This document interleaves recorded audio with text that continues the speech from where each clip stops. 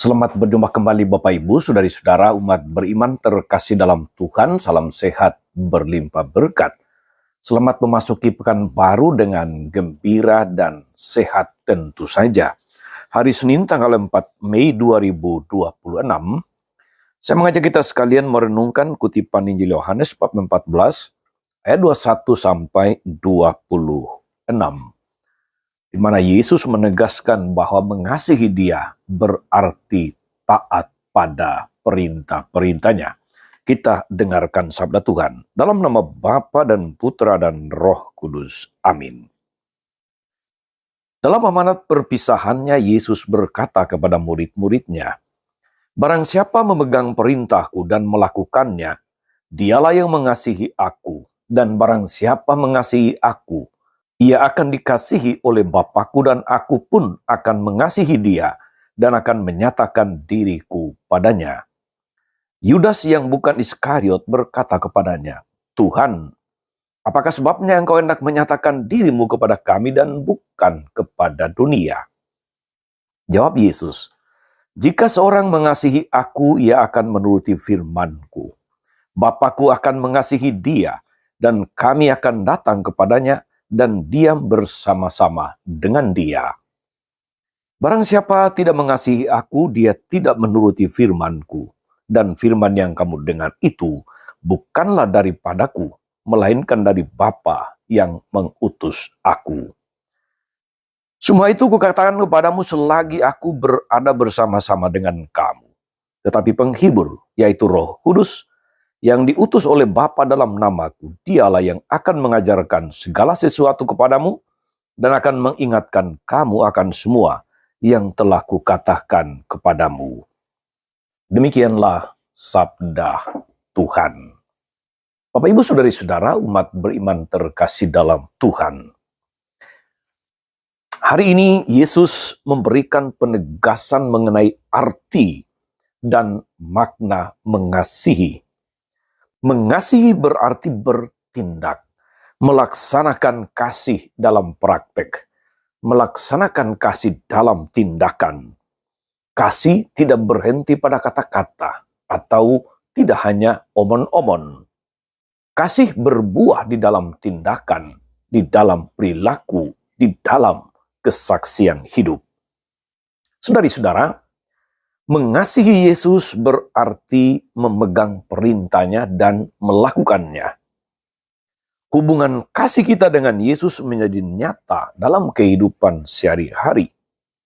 Pernyataan kasih kita kepadanya dalam doa-doa, dalam permenungan, dalam ibadah, dalam misa, mendorong kita untuk bertindak dalam nama Yesus. Oleh karena itu, semakin kita memiliki hubungan kasih dengan Yesus melalui doa, ibadah, ekaristi, merenungkan firman, seharusnya hidup kita semakin selaras dengan cara hidupnya sendiri.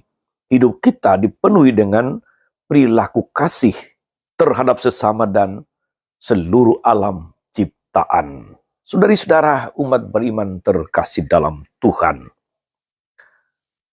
Rasul Paulus dan Barnabas, ketika mereka berkeliling mewartakan kabar baik itu, tentu saja mereka melaksanakannya karena diutus, dikuatkan, diteguhkan oleh Roh Kudus. Ada godaan di sana ketika mereka yang mendengarkan pewartaan kabar baik justru ingin menyembah Paulus dan Barnabas bagaikan dewa Zeus dan Hermes. Tetapi Paulus dan Barnabas ingat akan jati diri mereka sebagai utusan. Mereka hanyalah utusan, mereka hanyalah sarana dan bukan tujuan.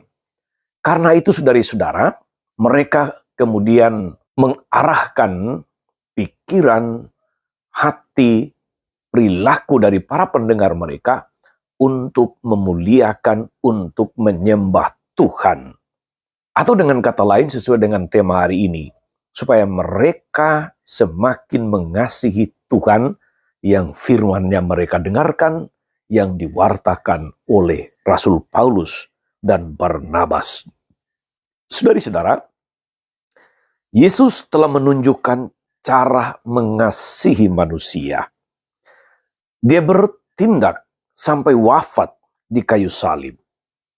Pertanyaannya, saudara-saudara, bagaimana sikap dan tindakan kita di dalam mengasihi? Apakah kita berani bertindak secara benar karena kita mengasihi Tuhan dan sesama?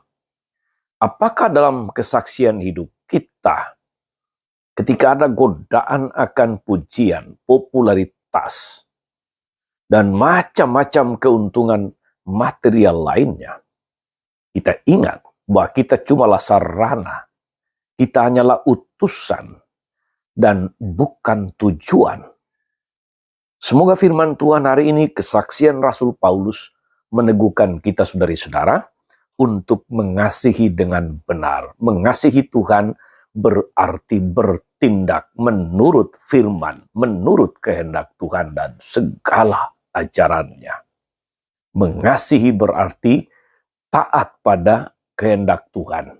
Semoga saudari-saudara melalui kesaksian hidup kita sebagai orang-orang yang tertahbis dan terbaptis, kita semakin menyadari kita semua diutus untuk mewartakan kabar baik supaya nama Tuhan semakin dipermuliakan. Tuhan Yesus memberkati. Amin.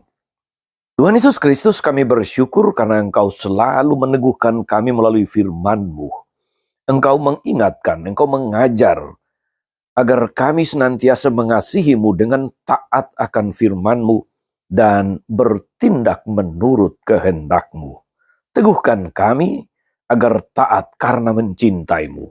Sertailah kami